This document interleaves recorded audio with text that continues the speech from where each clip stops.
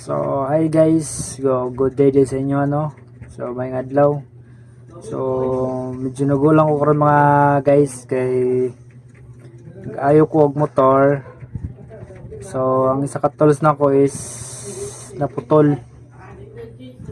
So, medyo sayang siya guys. So naputol siya. Number G's ni siya mga boss. G's nga letter T. So, medyo nawad na po tao tools. Naputol man siya. So, ang lesson na to ani mga boss is pag magpalit tao og baratohon, so baratohon naman siya mga boss, di mo na siya malon. So, mag-expect lang kita kung magpalit og baratohon is mag-expect na lang kita nga di sa magdugay sa tawa. So, ano lang sa mga boss. Baratohon mo sa mga boss. So, wala ko siya nadugay nga kapila lang ko sa gagamitan.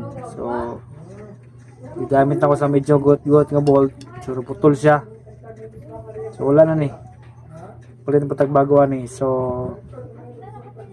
malan to ang lesson mga boss. Pag magpalit og baratohon, so, di ta ba expect nga magdugay pa sa tawa. Sa butag ginagamit na to sa permanente. Priyan nyo. So, pati mo. So, kita mga Pinoy mga good boss. So, mga na tong hobby, itong ano, batasan na to. Pag balag wala tayo pag-alam sa quality. So, matter lang ta sa presyo. So, wala taga ano sa quality kung likod mo na siya. So, mga nang disadvantage o disadvantage sa baratohon ug malon. Priano barto niya naputol naman gyapon. So mao na istorya ha. Magpalit na pag-usap niya, maputol na po. So sunod siguro magpalit na po medyo mahal-malon para medyo magdugay siya.